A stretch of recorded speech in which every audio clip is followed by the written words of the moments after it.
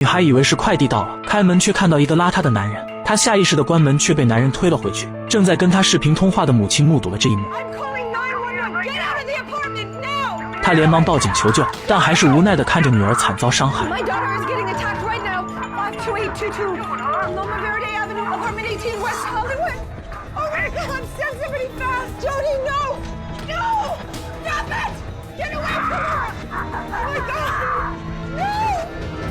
3个月后，丽莎康复出院，母女俩搬去了另一个小区生活。不过自上次经历之后，丽莎就变得疑神疑鬼，以往摄影的爱好也变成了窥探邻居，闲来无事就拿着相机对着邻居拍。而恰恰因为这个怪癖，让她误打误撞破获了一宗谋杀案。邻居尼克开了个汽车修理工作室，而邻居金姐对此有很大意见。他认为试车的引擎声打扰到了他，动不动就想报警投诉。同时金姐也很讨厌另一位邻居老马，她好像很不喜欢老马靠近侄女。此时尼克发现了丽莎在偷拍，吓得他立马躲了起来。丽莎下意识觉得尼克是个混混，于是下午又偷拍了起来。而就在她检查照片的时候，屋内的电话响了，她把相机放在院子，跑进屋内接电话。奇怪的是电话那头没有回应，待再次回到院子时，相机却被人偷走了。知道自己偷拍的人只有尼克，丽莎认为是尼克偷走了相机，而事实也确实如她所想，是尼克拿走了她的相机。对于一个血气方刚的男孩来讲，发现一个女孩偷拍自己，他会作何感想呢？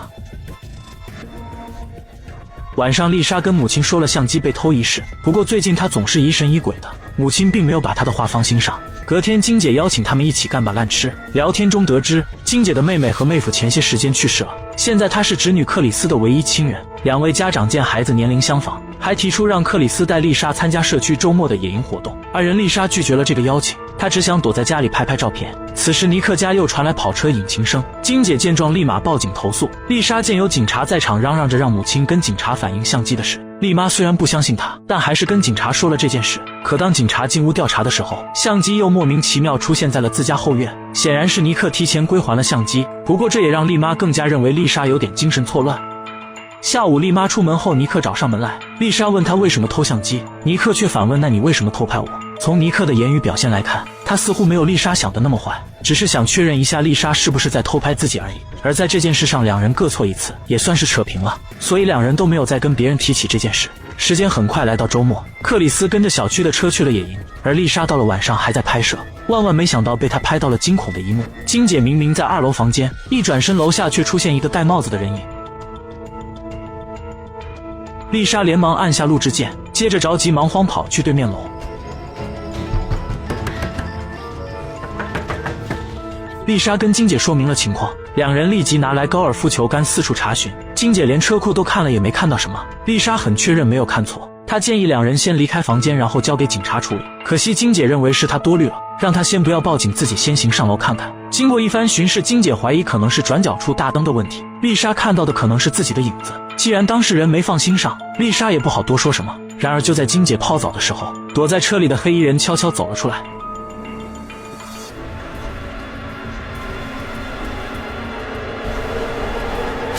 隔日清晨，克里斯露营完回来，丽莎第一时间找到他，跟着进了屋内。克里斯滔滔不绝地说着露营有多好玩，丽莎不以为然，而是悄咪咪走到了楼上。因为金姐一直没接她的电话，直觉告诉她可能发生了一些不好的事情。丽莎在厕所发现了倒地不起的金姐，她立即拨打了求救电话，不过还是晚了，金姐早在昨晚就已经凉透了。之后丽莎跟长官交代了完整的事发经过，长官说金姐的为人很好，同事和小区的人对她一致好评，不像是被仇杀的样子。初步判断可能是失足撞到洗手台导致的。丽莎第一时间想到了尼克，毕竟金姐经常投诉尼克扰民。长官接纳了她的猜测，但具体还得等尸检报告出来再进一步调查。由于金姐是克里斯的唯一亲人，丽妈担心她受不了打击，将她接到自家暂住了起来，同时也不许丽莎再纠结凶手是谁，剩下的事情交给警方就好了。不过丽莎这执拗的性格怎么可能会听话？她当晚便跟踪起了尼克。尼克提着个大袋子出了门，丽莎驱车一路尾随来到一家酒吧，在一个角落里，她看到尼克在跟人交易袋子里的东西。Someone's looking for you. Hey, come here. Hey, I'm not gonna hurt you. I'm your neighbor, okay? Why are you following me? 丽莎问起袋子里的是什么，是不是金姐家的珠宝首饰？尼克觉得很荒唐，为什么丽莎一直认为自己是坏人？他解释到，最近工作室经营不利，袋子里是变卖的一些修车工具而已。不仅如此，尼克还跟他表白，其实第一眼看到丽莎就喜欢上了。只是丽莎一直对他怀有敌意，所以他一直没有表白。这晚在酒吧里还发生了一些小插曲，丽莎感觉尼克似乎没有想象中那么坏，甚至有点喜欢上了他。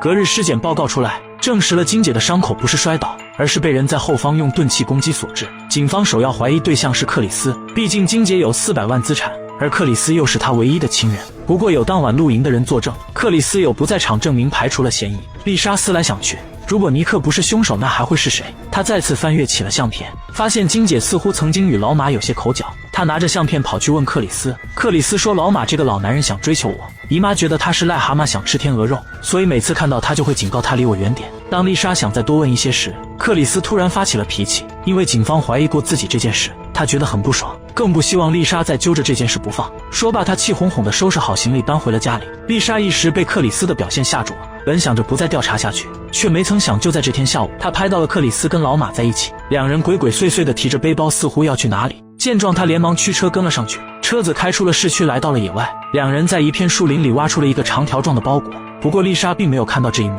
等他跟过来时，东西已经被装进了包里。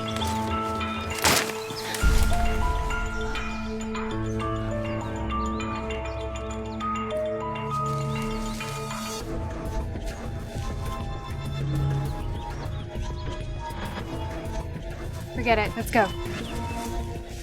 Come on, let's go. 回家后，丽莎将看到的告诉母亲。由于她并没有拍到什么实际性证据，更没有拍到克里斯和老马有什么亲密举动，丽妈还是不相信她的话，更让她别把相片交给警察，因为上次偷拍邻居，警察已经警告过一次了，没有实质性的东西拿过去，只会被人说她是个跟踪狂。这晚，丽莎和尼克正打算外出约会，警察却提着搜查令找上门来。他们翻遍了屋里的每个角落，最终在车库里找到了击伤金姐的水管。丽莎连忙把今天看到的告诉警察，我看到克里斯跟老马去了树林，之后水管就出现在尼克家里了，一定是他们把藏起来的凶器放到这里，想嫁祸给尼克。然而他的推断在长官眼里没有半点可信性，因为之前他就斩钉截铁说过尼克是凶手，现在因为跟尼克谈恋爱又改口说是老马。在长官看来，丽莎就是个感情用事的小姑娘。经检验，水管上的血迹是金姐的，尼克当即被关进了监狱，而丽妈担心丽莎会继续调查此事，将她软禁在了家里。被关进去的可是丽莎刚交往的男友，她哪会坐以待毙？她趁母亲不注意，偷偷从窗户爬了出去。为了拍到实质性证据，她从厕所窗户偷溜进了老马家，然后躲在楼梯间里守株待兔。一开始她确实是拍到了克里斯和老马的亲密关系，但她怎么也没料到，接下来剧情的走向居然会是这样。克里斯给了老马厚厚一沓现金，还说等遗产继承到手可以跟老马远走高飞。然而就在两人要下海的时候，克里斯从衣服堆里抽出了一把枪。克里斯擦掉了枪上的指纹，接着把枪放在老马手上，伪造成老马畏罪自杀的假象。此时内存卡满了，丽莎连忙换上另一张内存卡。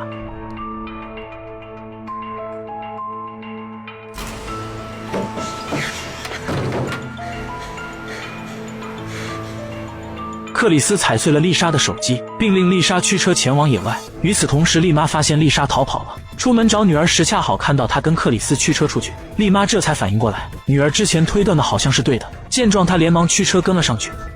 两人又一次回到了那片小树林。克里斯令丽莎销毁了相机，他似乎没有相机内存卡这个常识，更不知道拍到证据的内存卡藏在丽莎的裤兜里。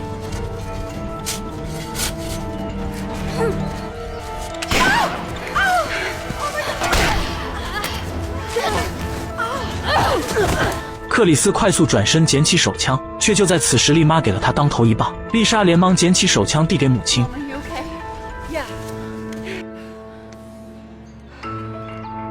之后，丽莎将内存卡交给了警方，人证物证俱全。克里斯不得不承认，他是想独吞遗产，教唆老马谋杀金姐。